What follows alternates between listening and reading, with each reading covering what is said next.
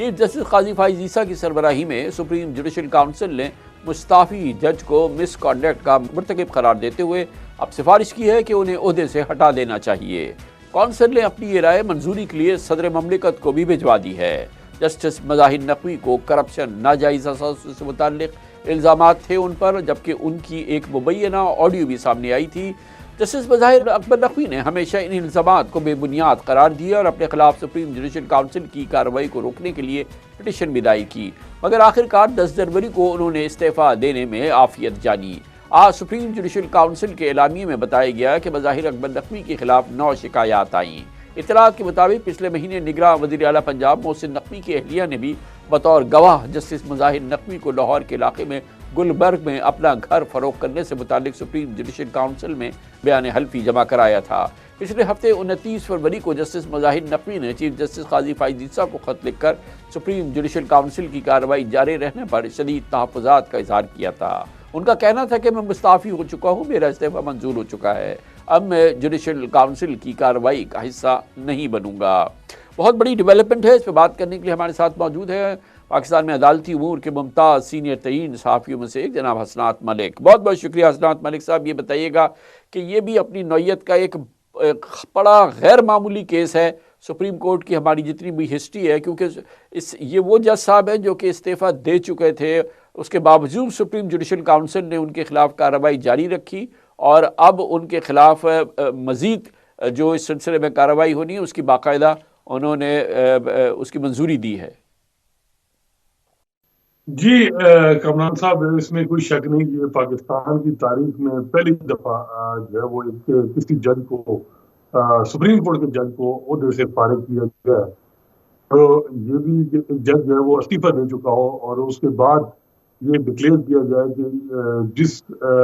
جب supreme judicial council کی کارروائی شروع ہو چکی ہو اور کوئی استعفیٰ دیتا ہے تو وہ کارروائی رک نہیں سکتی، ابیٹمنٹ نہیں اس کی ہو سکتی۔ تو مظاہر نقوی صاحب جو ہیں وہ میرا خیال ہے کہ وہ جو صورتحال تھی اس کو وہ صحیح طریقے سے بھانپ نہیں سکے۔ اس وقت ایک مثالی تعلق ہے ایگزیکٹو کا، عدلیہ جس کی قیادت جسٹس قاضی فائز عیسیٰ کر رہے ہیں، اور بار کا، تینوں جو ہے وہ جسٹس نقوی صاحب کے حوالے سے بڑے کلیئر تھے کہ ان کو عہدے پہ نہیں رہنا، اور وجہ جو سب کو معلوم ہے۔ حالانکہ مظاہر نقوی صاحب کے معاملات تو بڑے عرصے سے چیزیں چلتی تھی، لیکن جو انہوں نے پنجاب اسمبلی کے الیکشن اور کے پی اسمبلی کے الیکشن کے لیے 100 ووٹوں کی سفارش کی تھی، اس کے بعد چیزیں حرکت میں آئیں، اور عمر رضا بندیال صاحب وہ چاہتے تو اپنے دور میں بھی چیزوں ختم کر سکتے تھے۔ بہت سے لوگوں کا یہ بھی کہنا ہے کہ بندیال صاحب نے بھی جو ہے وہ اپنا ایک جوڈیشل پالیٹکس میں نمبر پورے کرنے کے لیے نقوی صاحب کا معاملہ لٹکائے رکھا، لیکن ختم بھی نہیں کیا اور جو ہے وہ چلایا بھی نہیں۔ جب جسٹس قاضی فائز عیسیٰ کا دور آیا تو ایک ان کو آنریبل ایگزٹ بتایا جاتا ہے کہ دیا گیا کہ وہ استعفیٰ دے دیں، لیکن نقوی صاحب شروع میں یہی تھا کہ میں کنٹیسٹ کروں گا، لیکن جب ایویڈنس اس قسم کے ان کے پاس آئے، جب پوری ایگزیکٹو مشینری جو ہے وہ جس طریقے سے انہوں نے چیزوں کو کلیکٹ کیا، اس کے بعد نقوی صاحب کو بھی اندازہ ہو گیا تھا کہ اب جو ہے وہ چیزیں ہاتھ سے نکل گئی ہیں اور انہوں نے استعفیٰ دے دیا۔ لیکن چیزیں اس وقت بہت کچھ، کیونکہ ان کی اسٹریٹجی ایسی تھی، انہوں نے چیف جسٹس قاضی فائز عیسیٰ کو بھی اوفینڈ کیا، پرسنل کچھ الفاظ ان پہ کومنٹ کیے، اس کے علاوہ اور بھی انہوں نے ججز کو لیٹر لکھا کہ جی جسٹس قاضی فائز عیسیٰ کے اپنے کیس کا انہوں نے حوالہ دیا کہ جی وہ کیوں نہیں جواب دیتے۔ تو یہ وہ چیزیں تھیں جو میرا خیال ہے کہ پھر جوڈیشل پالیٹکس کا جو ایک سیگمنٹ ہے وہ بھی رول آؤٹ نہیں کر سکتے۔ اچھا یہ بتائیے گا کہ اصل جو ہم جیسے پاکستانیوں کے لیے امپورٹنٹ بات ہے وہ یہ کہ جو ایک تقسیم تھی سپریم کورٹ میں جب justice Qazi Faez Isa chief justice of Pakistan بنے، اس سے پہلے سے چل رہی تھی، اور پھر ان کی موجودگی میں جب ان کی چیف جسٹس کا عہدہ سنبھالنے کے بعد برقرار رہی، اس کے بعد ہم نے بڑی تبدیلی دیکھی۔ جسٹس اعجاز الحسن اچانک چھوڑ کے چلے گئے، جسٹس مظاہر اکبر نقوی نے بھی استعفیٰ دے دیا تھا، مگر اس کے باوجود اس کو پرسو کیا سپریم جوڈیشل کونسل نے اور ایک تاریخ رقم کی۔ اب وہ تقسیم کی جو کیفیت ہے وہ ابھی کہاں کھڑی ہے؟ دیکھیں،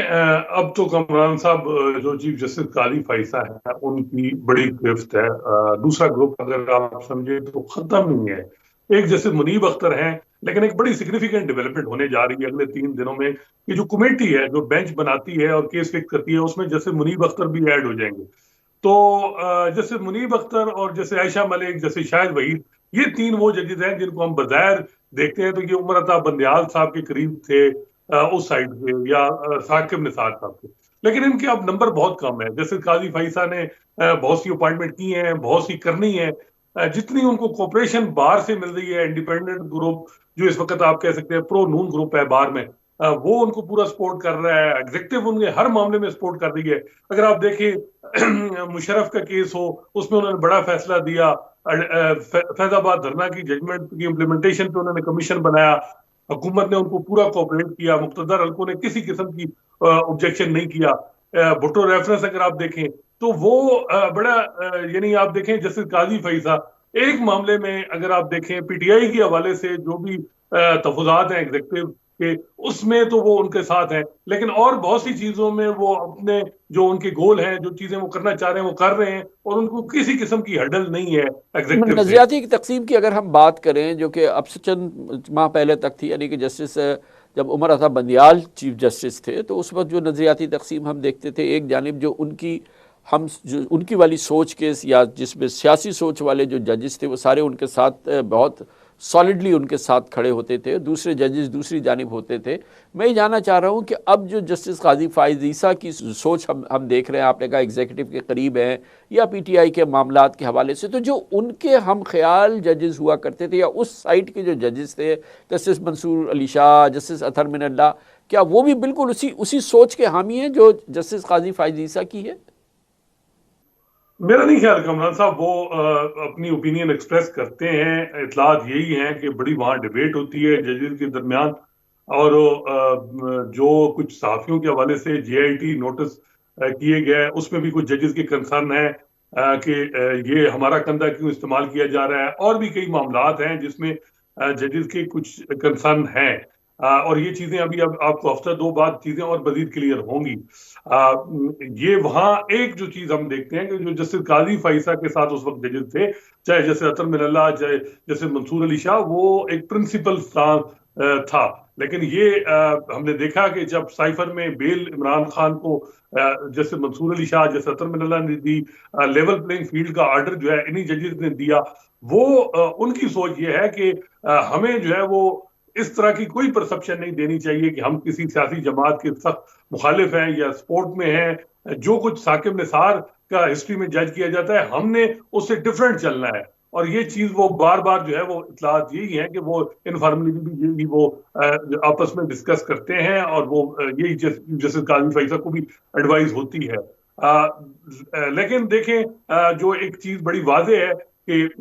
پی ٹی آئی کے حوالے سے، چاہے وہ انٹرا پارٹی الیکشن ہو، اب اس کے بعد ریزرو سیٹ کا معاملہ ہو، یہ الٹیمیٹ چیزیں اب سپریم کورٹ میں آنی ہیں. ایک جو بڑا اب دیکھنا ہے کہ جیسے منیب اختر اس کمیٹی کا حصہ ہیں، بینچ جو ہے بڑے میٹر کرتے ہیں کہ بینچ کس قسم کا ہوگا، کمپوزیشن. تو اب جب یہ اس طرح کی چیزیں آئیں گی سپریم کورٹ میں، کیونکہ پشاور ہائی کورٹ کا فیصلہ جو بھی آئے گا ریزرو سیٹ کے حوالے سے وہ الٹیمیٹ سپریم کورٹ میں آئے گا، اور سپریم کورٹ نے ہی ڈیسائیڈ کرنا ہے. تو دیکھنا ہے کہ پھر کیا معاملات چلتے ہیں. فی الحال تو جو ایگزیکٹو ہے وہ بہت ہی سیٹسفائیڈ ہے سپریم کورٹ،